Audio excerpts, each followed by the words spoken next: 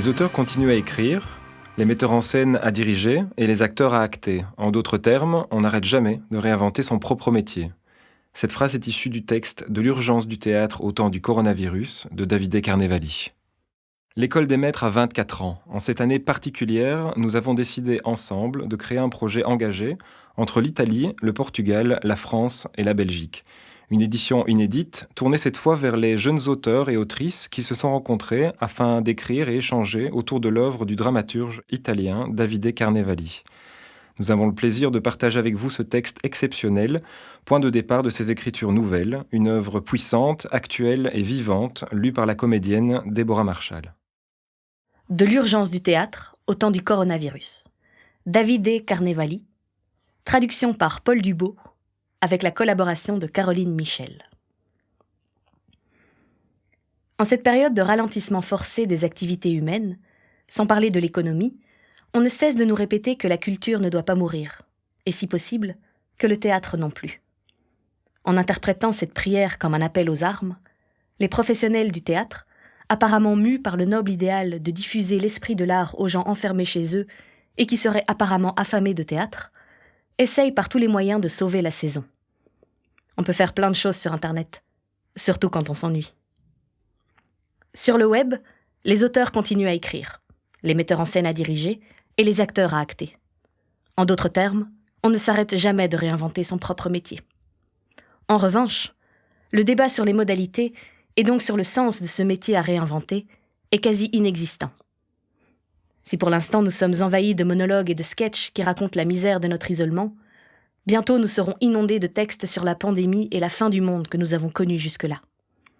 On fera bientôt des spectacles post-expressionnistes sur l'individu criant l'angoisse de son moi aliéné, et les théoriciens parleront de théâtre post-apocalyptique. Je vous confesse qu'en réalité, on en parle déjà. Si telles sont les perspectives, il me semble clair que la culture en général, et le théâtre en particulier, ont été réduits à des systèmes parasitaires du monde réel. Et que, l'air de rien, les traces d'une quelconque capacité de métaphorisation se sont déjà terriblement perdues. Se distancer un peu de la situation actuelle pour ne pas se faire emporter par le flux des événements et acquérir ainsi un peu de hauteur quant à la direction que prennent les événements. Sans vouloir déroger au cher vieux principe romantique de l'artiste prophète, nous devrions peut-être nous demander si notre responsabilité par rapport à la société ne devrait pas être d'interpréter le présent pour préparer le futur, plutôt que de sucer le sang de l'actualité et d'exploiter ses modes, en revisitant le thème du virus à toutes les sauces et en cassant un peu plus les couilles à des gens déjà déprimés à cause du confinement. Le théâtre ne devrait ni casser les couilles ni déprimer, même s'il le fait souvent. Cette interruption forcée ne pourrait-elle pas être une bonne occasion pour s'arrêter de réfléchir ? Cette interruption forcée ne pourrait-elle pas être une bonne occasion pour s'arrêter et réfléchir, plutôt que de produire forcément et par inertie des propositions parathéâtrales de qualité douteuse ? Et c'est censé intéresser qui, d'ailleurs ? Le public a accès chez lui à d'excellents produits confectionnés par Netflix, HBO et Amazon Prime, pensés spécialement pour le petit écran, ce que le théâtre en revanche digère mal. Les fictions radiophoniques, les audiolivres et les lectures, c'est différent. Mais au-delà de la curiosité que peut susciter un monologue sur Instagram Live, ou de la valeur documentaire que conserve l'enregistrement d'un beau spectacle, il me semble que le théâtre est autre chose. Et entre un dramaturge qui donne voix au virus comme si c'était un personnage, un acteur qui monologue sur Skype, et mon voisin qui descend dans la rue en faisant faire la promenade à son radiateur à roulettes recouvert d'une fourrure et attaché à un collier, il me semble que la théâtralité est clairement dans le camp de ce dernier. La période que nous vivons est peut-être la plus propice pour se demander quel théâtre pourrait servir à cette société, vu que, très sincèrement, je pense que le théâtre est l'une des rares choses dont presque personne ne ressent le manque. Contrairement à la Ligue des Champions, à la bière entre potes et au papier cul, qui eux, par contre, ont laissé un grand vide dans nos cœurs, nos estomacs et nos fesses. Le challenge que je lancerai donc est: que peut faire le théâtre pour reconquérir une place, non seulement dans nos têtes, mais si possible aussi dans nos entrailles. Tout le monde répète que la culture nous sauvera, mais quasiment personne n'explique comment elle le fera. Peut-être le fera-t-elle si on arrête de paraphraser les personnages du film Parasite de Bong Joon-ho, intelligent en apparence, mais extrêmement stupide en réalité. Et si le grand enseignement du réalisateur sud-coréen Consistait-il à nous dire que faire du théâtre ne sert à rien si on se contente d'imiter le réel sans être capable de le réinventer plus tard, quand les événements inattendus de la vie nous mettent face à cette nécessité? Et en effet, il me semble que le film finit mal. Réduire le théâtre à un phénomène uniquement visuel et acoustique ne fait que révéler la misère d'une conception de la théâtralité qui s'est imposée depuis des siècles de façon hégémonique, ou pour résumer, de façon normale, dans le sens où c'est elle qui dicte la norme. Mais le théâtre n'est pas un problème de vision ou d'écoute. Et si on se dit « Ok, d'accord, tu peux penser ce que tu veux, mais dans ce monde de merde, la vidéo en streaming est la seule chose qu'on ait à disposition. » Eh bien, on se trompe. Le théâtre a à sa disposition une arme beaucoup plus dangereuse encore, précisément parce que les temps que nous sommes en train de vivre sont viciés. Cette arme, c'est l'imagination. Non pas l'imitation, mais l'invention de la réalité. Toutefois, le théâtre ne peut dégainer cette arme que s'il accepte de ne pas être pure vision, mais bien problématisation de cette vision. Autrement dit, pour être vraiment du théâtre, le théâtre doit en quelque sorte trahir son étymologie. Le verbe théomai en grec signifie, plus ou moins, observer. C'est peut-être là l'aspect le plus intéressant de sa nature. L'action théâtrale transcende son aspect linguistique, et à travers cette opération de distanciation, elle transcende également son aspect visuel. Parce que le théâtre, contrairement à ce que pensent beaucoup de gens, ce n'est pas uniquement regarder et écouter des acteurs qui parlent et qui se déplacent sur une scène. Le théâtre est fondamentalement la manifestation physique de quelque chose qui advient devant un public d'individus en chair et en os, malgré le langage et malgré le regard. Cette expérience, qui est comme une réalité amplifiée, permet au spectateur de sentir intuitivement qu'autour de nous, il y a quelque chose d'autre, au-delà de ce que nous voyons et que nous entendons. Quelque chose qui souvent échappe à notre regard et à nos oreilles, précisément parce que les images et les mots le cachent. Le théâtre nous dit que la réalité n'est pas ce qu'on nous fait voir ou entendre. La réalité, c'est ce que le spectateur ressent et crée, à un moment donné, avec son imagination. Mais cette idée du théâtre, dans notre culture, et donc dans l'idée qu'on se fait du théâtre, est restée généralement submergée. En quoi serait-ce utile de la faire émerger en ce moment? Si plutôt que de regarder à travers une webcam, on regardait autour de nous, on découvrirait que jamais le théâtre n'a été aussi présent dans nos vies qu'en cette période où les théâtres ont fermé. Car il commence, enfin, à avoir un rôle de protagoniste dans notre quotidien, et surtout dans celui de mon voisin avec son radiateur. Et pas seulement parce que le monde entier est une scène, ni parce que la vie est un rêve, ni parce que, pardonne-moi Marzullo, les rêves nous aident à vivre, mais parce que tout le monde, depuis toujours, adopte des pratiques théâtrales dans sa vie.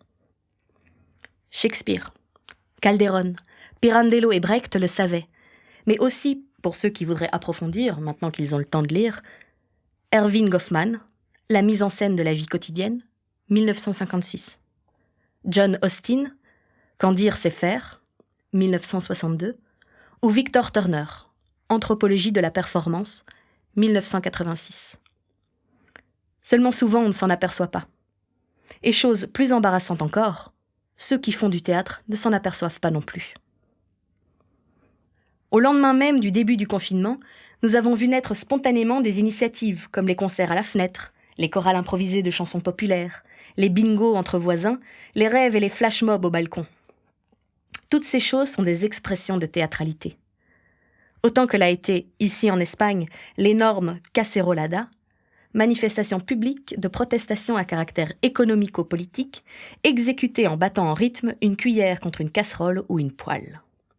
Cette Cacerolada a accompagné le discours du 18 mars du roi Felipe VI, qui, en direct des médias, invitait au patriotisme face à cette crise et parlait de société, de peuple et de nation, mais sans jamais prononcer le mot culture, ni s'attarder sur le fait que son père, Juan Carlos, était impliqué dans le plus grand crime financier qui ait touché la monarchie espagnole depuis la fin de la dictature, l'affaire des comptes secrets dans les paradis fiscaux. Ça ne vous semble pas bizarre que le scandale ait éclaté alors que tout le monde ne parlait que du virus, et qu'en l'espace de 2 jours, personne n'en a plus parlé? Monologue fade au dénouement prévisible, dénotant de la part du souverain d'un jeu d'acteur d'une immense pauvreté. La protestation publique mettait non seulement l'accent sur une incohérence politique, mais était aussi un acte de pure revendication du pouvoir du théâtre. Ceux qui écrivent des discours savent que le langage est un générateur infini de mondes. En utilisant un mot plutôt qu'un autre, nous créons dans la tête de celui qui écoute une image de la réalité plutôt qu'une autre. Comme les bons dramaturges et les bons politiques, ou leurs nègres, qui connaissent l'importance du choix des mots et sont bien conscients de leur potentiel et de leur dangerosité. En Espagne, ces derniers jours, les conférences de presse se passent par voie numérique et à distance, dans des salles pratiquement vides où le politique apparaît seul. Comme un tout petit pape dans la place Saint-Pierre déserte, qui porterait sur lui la croix de la crise, les bons photographes se différencient des bons dramaturges uniquement parce qu'ils utilisent des images pour créer d'autres images. Les questions sont envoyées par les journalistes à un employé, qui les filtre avant de les transmettre à celui qui doit répondre. Mais très souvent, la réponse du politique n'a rien à voir avec la question posée par le journaliste. Le politique se limite en général à répéter des fragments d'un discours déjà prononcé, en reproposant certains mots-clés et en remplaçant d'autres, moins importants, par des synonymes. Pendant qu'il adopte l'attitude et le ton de celui qui répond, le politique fait tout pour éviter de répondre, surtout aux questions sensibles. Et profite d'un temps qui devrait être consacré au dialogue pour affermir un discours qui n'admet aucune réplique. Le journaliste n'étant pas présent, il n'y a pas en effet la possibilité d'un vrai débat. Il est très rare d'assister, comme à l'heure actuelle, à un échec aussi éclatant des fonctions du journalisme. Il est très rare de pouvoir constater de manière aussi évidente, comme à l'heure actuelle, que l'homme politique est un acteur qui a appris un rôle par cœur. Il n'y a pourtant rien de politique dans cette attitude, précisément parce qu'il n'y a pas d'ouverture à la police, à la communauté. Un mur invisible, celui qu'au théâtre on appelle le 4e mur, divise la tribune du plateau, l'acteur du spectateur, la politique du citoyen. L'échec de la communication est aussi bien l'échec de la politique que du théâtre. Les politiques se servent abondamment d'expédients théâtraux. L'usage de la voix, le choix des gestes, la proxémique, servent à mettre en relief certaines caractéristiques du sujet par rapport à d'autres, donnent des indications sur sa psychologie et construisent sa personnalité. C'est ce que l'on appelle la caractérisation. Elle est fondamentale pour faire en sorte que le spectateur perçoive le personnage d'une certaine façon. Fort, autoritaire, compréhensif, amical. On peut en dire autant pour les lumières, les costumes ou la scénographie. Avez-vous fait attention à ce qui apparaît à l'arrière-plan des personnes interviewées dans les vidéoconférences ces derniers jours ? Quelle partie de leur maison ils nous montrent ? Quelles photos sur leur bureau ? Quels livres sur leurs étagères, s'il y a des livres ? Quels objets bibelots crucifix ? Un personnage est le résultat de paroles et d'actions dans un contexte précis. Une composition artificielle d'éléments qui le distinguent. Ce que quelqu'un, un auteur, un metteur en scène, veut que le spectateur voie. Rien de plus. Les fictions théâtrales se construisent comme ça. Et une fois que nous avons compris comment elles se construisent, peut-être pouvons-nous apprendre à reconnaître comment se construisent les fictions de la vie quotidienne, et à nous en protéger. Surtout les fictions linguistiques. Rien n'est plus dangereux en ces temps de faiblesse émotionnelle que la rhétorique. En ce moment, la rhétorique envahit aussi bien les discours de la politique que celui des citoyens. Vérifiez les chats sur WhatsApp. La rhétorique est une sorte de distribution à grande échelle d'images préfabriquées. Quand un président parle de guerre contre le virus, il utilise un langage expressément militaire, qui nous ramène immédiatement à l'idée d'une lutte entre deux camps, les gentils et les méchants. Le virus est évidemment l'ennemi, et nous sommes les gentils. Donc nous vaincrons, ayez confiance. Ce langage est facile à assimiler et adhère à l'idée d'une réalité à laquelle nous avons été habitués depuis l'enfance, grâce à la lecture, au BD, au cinéma, à la télévision et aux contes. Observez. À la 3e ligne de cet article, j'ai parlé d'un appel aux armes, et cela vous a semblé parfaitement normal. Pourquoi ? Parce que l'une des bases sur lesquelles nous construisons nos histoires et nos fictions, c'est la notion de conflit. Il y a un affrontement. Le premier personnage veut quelque chose et le second personnage veut l'empêcher de l'obtenir. Il naît ainsi une lutte. Et l'histoire des deux personnages, c'est l'histoire de cette lutte. Nous adoptons constamment ces histoires de fiction, parce que nous vivons tous quotidiennement des situations que nous classons dans des dynamiques de ce type. Nous avons des objectifs à atteindre, et nous devons tous résoudre les problèmes qui nous empêchent de les atteindre. Notre vie se remplit ainsi de conflits, exactement comme les manuels d'écriture théâtrale. Et si nous voyons notre vie comme un problème de conflit ? Le monde se divisera pour nous en méchants et en gentils. et nous voulons être du côté des gentils, ce qui nous fait penser, automatiquement, que nous sommes des bonnes personnes. Il est très compliqué d'accepter son mauvais côté. Joker en savait quelque chose, mais le Batman de Nolan aussi. La rhétorique sert aussi à cela, à nous persuader que nous sommes de bonnes personnes. Des bonnes personnes qui luttent ensemble pour une bonne cause. Le problème maintenant, ce n'est pas que nous ne soyons pas en train de lutter pour une bonne cause. Le problème, c'est qui dit que nous devons parler de lutte et de cause. Il y a un virus qui circule, ok, mais que signifie le combattre ou le vaincre? Dans quel sens une maladie peut-elle être un ennemi? Dans quel sens le confinement est-il nécessaire? Est-il vraiment nécessaire pour un phénomène naturel comme une pandémie de parler de guerre, qui habituellement n'a rien de naturel, mais est au contraire un événement absolument humain? Les paroles ne sont pas inoffensives. Elles créent dans nos têtes des images qui se connectent avec d'autres images et qui rappellent à l'esprit d'autres mots qui évoquent d'autres images. Le résultat de tout cela, c'est une certaine image du monde, cette chose qu'un linguiste allemand, qui donne aujourd'hui son nom à une université de Berlin dans laquelle travaillait une de mes chères amies, appelait d'une manière imprononçable « Weltanschauung ». Si ce mot vous semble horrible, laissez-moi vous dire que les Allemands ont un mot de 63 lettres pour indiquer une loi inutile sur l'étiquette de contrôle de la qualité des viandes bovines. Rindfleischetikettierungsaufgabenübertragungsgesetz. Et ce n'est pas une blague. La Weltanschauung est la manière dont nous voyons le monde. Nous pouvons le voir par exemple comme un champ de bataille dans lequel nous serions tous des soldats. Ça fait peur, je sais, mais ça arrive souvent. Et ceux qui pratiquent un sport en équipe le savent. À quoi ça sert? Eh bien, on nous a appris à être combatifs, compétitifs et très cons. Toujours. Au travail surtout, qui est à la base de notre activité économique et qui se fonde sur une guerre permanente, dans ce grand champ de bataille, excusez la métaphore, qu'est le marché. Mais parler de cette façon peut aussi être utile.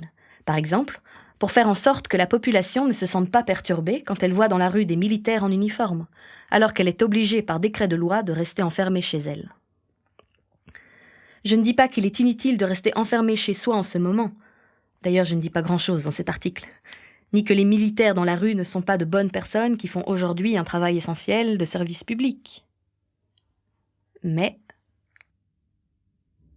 il faut être intelligent et se dire que, si aujourd'hui nous acceptons cette situation un peu étrange, il ne va pas de soi que nous serons obligés de l'accepter dans le futur. Quand peut-être, pour un quelconque autre motif, cette situation se répétera. Parce que d'où vient aujourd'hui cette nécessité du confinement? Est-ce une nécessité absolue? Il n'y a pas d'alternative? Ou relative? Il y aurait eu d'autres alternatives, mais on s'y est mal pris. Nous sommes libres de penser que cette nécessité signifie aujourd'hui que nous ne pouvons pas faire le nombre de tests appropriés, que nous n'avons pas le matériel de protection suffisant et que nos structures hospitalières ne sont pas préparées à tenir le choc. Quelqu'un se souvient-il des coupes budgétaires de la santé publique des dernières décennies? Et nous sommes libres de penser, aussi dérangeant que cela puisse être, que la santé n'est pas seulement une question de pathologie physique, mais aussi une question de liberté mentale et de recherche du bonheur. Bien sûr, le problème c'est qu'une pathologie physique est vérifiable scientifiquement, alors que le bonheur l'est un peu moins. Aujourd'hui, on nous dit que nous devons faire des efforts et renoncer à une partie de notre bonheur et à une partie de nos droits fondamentaux, comme la liberté de circulation, en vertu d'un bien plus grand qui nous a été promis, récupérer notre ancienne façon de vivre. C'est vrai, je ne suis pas un épidémiologiste qui travaille avec des données scientifiques, mais en tant qu'homme de théâtre qui travaille avec des données linguistiques, je peux émettre comme conseil de faire attention à ce que cette chose ne pénètre pas dans notre Weltanschauung, notre manière naturelle de voir les choses. Parce qu'il arrivera sûrement, et c'est arrivé souvent dans le passé, mais plus personne ne s'en souvient, ce moment où il nous sera demandé de renoncer à nouveau pour un temps à nos droits fondamentaux au nom d'un bénéfice futur. Sacrifier le bonheur présent en vertu d'une récompense qui nous sera accordée plus tard. On ne nous avait pas dit quelque chose comme ça au catéchisme? Voilà, le motif pour lequel nous devons faire attention.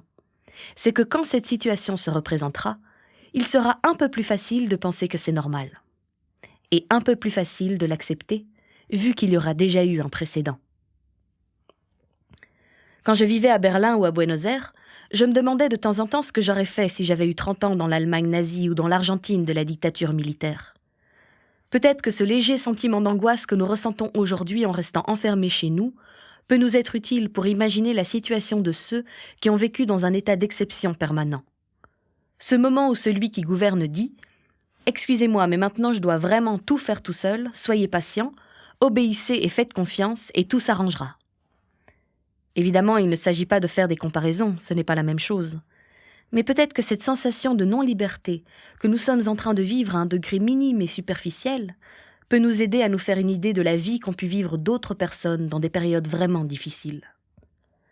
Le fait d'être obligé de rester chez moi, l'interdiction de pouvoir mener certaines activités, la limitation des déplacements, l'imposition de certaines règles au respect desquelles veille un corps de policiers, me rappellent quand même un peu les expériences citées plus haut, même si je ne les ai jamais vécues.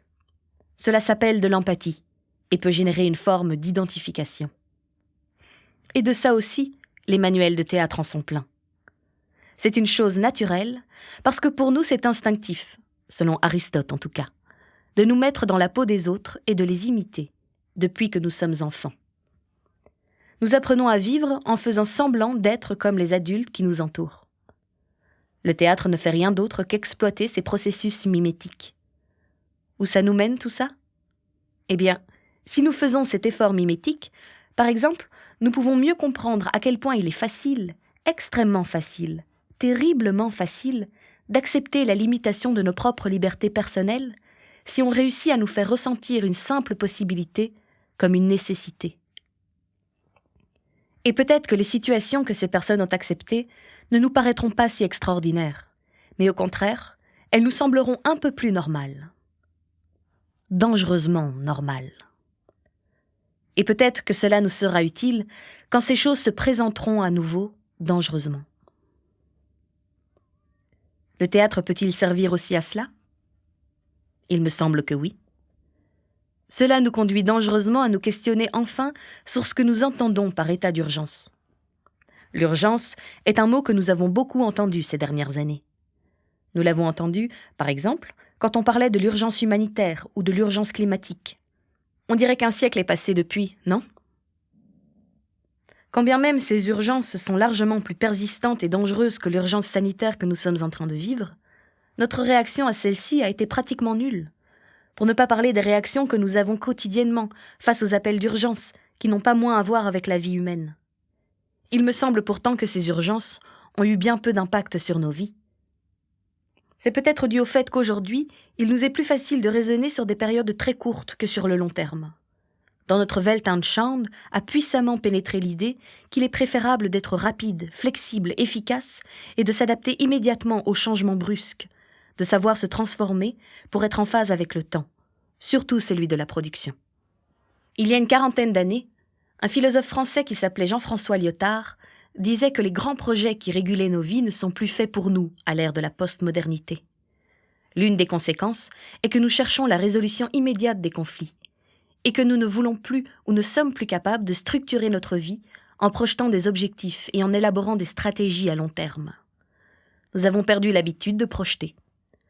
On ne pense pas aux générations futures, mais seulement à la nôtre. Bye bye Greta. C'est une chose naturelle ? La société dans laquelle nous vivons nous l'a demandé, et le modèle économique qui dirige notre société dans laquelle nous vivons nous l'exige. Vous avez vu les images de ces élevages dans lesquels le lait va directement de la chèvre aux égouts parce que les producteurs de fromage ne l'achètent plus ? Ce lait ne peut être conservé et on ne peut pas le consommer parce qu'il n'est pas pasteurisé et qu'en 2 jours il tourne. C'est seulement un exemple rural, mais ces choses se passent aussi à grande échelle. Notre économie se base sur la vitesse.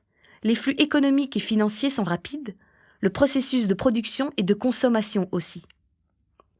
Imaginer des solutions pour l'urgence humanitaire ou pour arrêter le réchauffement climatique implique un effort de projection trop grand, trop lent, trop confus ou trop complexe peut-être. Et nous n'aurons aucun résultat tangible sous la main avant de nombreuses années. C'est une chose terrible. Nous sommes obsédés par la tangibilité des résultats. Nous voulons des données et des chiffres. Chaque jour, nous recevons dans les journaux télévisés des données et des chiffres. Et même cette pandémie est en train de se réduire à une question de données et de chiffres. Pourquoi cette attirance morbide pour la traçabilité des résultats ? Avoir sous la main des données et des chiffres nous donne l'impression d'avoir les choses sous contrôle. Et si nous avons l'impression d'avoir les choses sous contrôle, on en a moins peur. Cette idée qui s'est illustrée dans l'histoire comme la perversion maximale des courants positivistes fait partie de notre culture, de notre Weltanschauung. Tout ce qui est mesurable, définissable, commensurable est préférable à ce qui échappe au mesurage, aux définitions et à notre compréhension. Depuis Aristote, qui avait formulé cette brillante intuition juste pour casser les couilles à son maître Platon, nous sommes tous un peu plus matérialistes. Nous aimons avoir le contrôle de la situation. Et quand on s'aperçoit que dans l'existence humaine, tout n'est pas contrôlable, nous avons tous été amoureux. C'est la crise. Pour éviter de passer par de mauvaises expériences, nous nous évertuons à organiser notre vie. Arrêter le monde 1 jour par mois pour limiter les émissions de CO2 et améliorer un peu le climat, n'était-il pas, il y a 1 mois à peine, une merveilleuse utopie que personne ne croyait réalisable ? Aujourd'hui que le monde s'est arrêté d'un jour à l'autre à cause de l'énorme peur qui nous a assaillis face à quelque chose de non mesurable, non définissable et non compréhensible comme l'expansion d'un virus, nous l'avons réalisé. Que nous reste-t-il maintenant si ce n'est le merveilleux en lui-même ? Le merveilleux de ces villes vides et silencieuses, mais aussi le merveilleux de ne pas savoir ce qui arrivera demain. Comment vivrons-nous dans les prochains mois ou années ? Notre système économique tiendra-t-il le choc ? Et si notre système économique était à jeter ? Et si le style de vie que nous avons adopté jusqu'ici était à jeter ? Ça fait un peu peur. Comme toutes les choses connues que nous devons quitter. Mais ne vous inquiétez pas. Il n'y a rien de scientifique dans ce que je suis en train de dire. C'est simplement un petit envol poétique. Mais c'est aussi à cet émerveillement et à cette poésie que le théâtre s'intéresse abondamment. En vérité, le monde est en état d'urgence permanent. J'allais écrire le monde dans lequel nous vivons. Mais effectivement, celui qui est en urgence permanente n'est absolument pas le monde dans lequel nous vivons. Celui qui est en état d'urgence est au contraire le monde dans lequel nous ne vivons pas. Et cette négation est essentielle pour que nous puissions continuer à vivre notre vie. C'est comme si, pour vivre, nous devions oublier constamment ce monde en état d'urgence et le submerger dans le flux d'autres pensées. Dans le cas contraire, notre existence ne serait pas supportable. Qui de nous pourrait vivre en paix en sachant que notre vie est possible seulement parce que d'autres vies sont niées ? Que pour chaque individu qui maintient son niveau de vie, il y en a d'autres qui ne peuvent le maintenir. Que l'Europe est riche seulement parce que la majorité des autres continents est pauvre. Que pour construire ce monde, nous avons dévasté pendant des siècles le monde des autres. Et que si le premier monde est premier, c'est parce qu'il y en a d'autres qui doivent nécessairement rester deuxième et troisième. Sinon, à que diable servirait cette distinction ? Tout cela, dans notre quotidien, nous devons l'oublier. Nous devons faire semblant que ça n'existe pas. Et ce faire semblant est en fin de compte encore un acte de théâtralité. Le plus important peut-être. La fiction est à la base de tout. Elle appartient à cette tradition des arts du spectacle qui invite à cacher, par l'artifice, le réel derrière une apparence de réalité. Dans la lignée de cette pensée, la vie se dissimule derrière sa reconstruction sur scène et la conscience de l'acteur derrière celle de son personnage.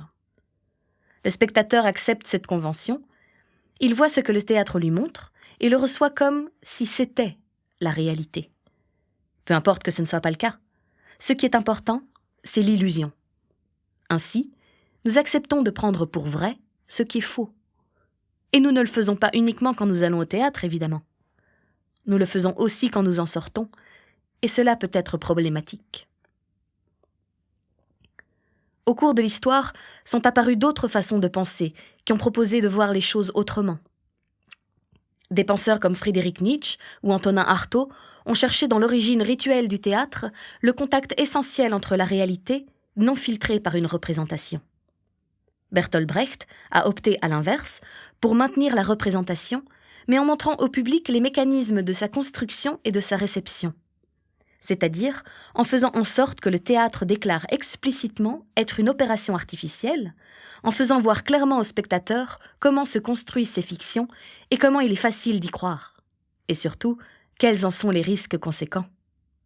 Tous trois ont souhaité l'urgence d'une théâtralité submergée.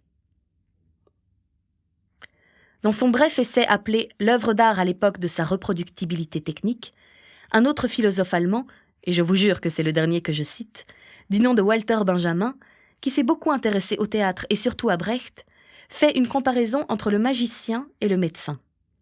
Le premier soigne le malade par l'imposition des mains à distance, enveloppé d'une aura de mystère. Le second annule la distance entre lui et le patient.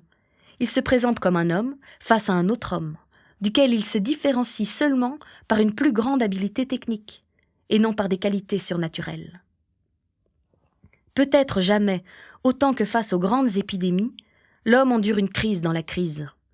L'impossibilité d'exercer sa propre humanité qui se réalise dans la proximité, dans l'annulation de la distance entre un humain et un autre. J'aimerais vous dire que cette annulation de la distance est véritablement ce qui distingue le théâtre des autres formes d'art. Parce que le théâtre est présence physique de plusieurs corps dans le même espace, le corps de l'acteur et celui des spectateurs. Et c'est pourquoi, au début de cet article, je vous disais que nous devons dépasser l'idée que le théâtre est simplement écoute et vision, et nous abandonner à l'expérience, qui est l'expérience de la vie. Et dans la vie, il n'y a rien de plus humain que cette proximité. Faisons donc en sorte qu'il ne nous l'enlève pas, quand tout cela sera fini. On est en train de s'habituer à penser que l'on peut faire le bien à distance, chacun chez soi. C'est vrai, mais c'est une idée de faire le bien très limitée et limitante. On est en train de s'habituer à penser que nous pouvons parler et discuter sans se réunir en groupe, que le partage physique est accessoire. Faisons en sorte de ne pas penser qu'une société peut fonctionner à distance, online, à travers des images et des sons et sans partage physique. On est en train de s'habituer à penser que même si le ciel est bleu, on peut rester enfermé chez soi. Tant pis. On est en train de s'habituer à penser que nous pouvons réprimer et retenir cette envie terrible d'aller dehors. On est en train de s'habituer à penser que nous sommes immunodépressifs, faibles, exposés au danger, fragiles et que nous avons besoin de protection. Faisons en sorte que tout cela ne s'immisce pas dans notre manière de voir les choses. Sinon, c'est foutu. Sinon, nous serons véritablement faibles et fragiles, et nous aurons vraiment besoin de la protection de quelqu'un, et alors nous serons contrôlables à merci. Faisons en sorte de réoccuper dès que possible les espaces laissés aujourd'hui vacants et, surtout, de combler cette distance qui aujourd'hui nous sépare et qui s'impose de plus en plus, et pas seulement dans cet état d'exception, comme une menace à notre humanité. Pour tout cela, nos remerciements vont aux médecins, parce que, comme les meilleurs artistes de théâtre devraient le faire, ils jouent leur vie pour cette proximité, pour cette humanité qui est le sens de notre présence au monde. Applaudissements pour eux, donc. Pouvait-il y avoir un final plus théâtral ? De l'urgence du théâtre au temps du coronavirus est un texte publié chez Fandango Libri, traduction par Paul Dubo, avec la collaboration de Caroline Michel. L'École des Maîtres est un projet soutenu par le Teatro Académico de Gil Vicente et le Teatro Nacional de Maria II au Portugal, la Comédie de Reims et la Comédie de Caen en France, le CSS en Italie et le Crépa en Belgique. Nous vous avons proposé un podcast original du Théâtre de Liège. Retrouvez-les sur les plateformes dédiées et sur nos différents réseaux. À très bientôt.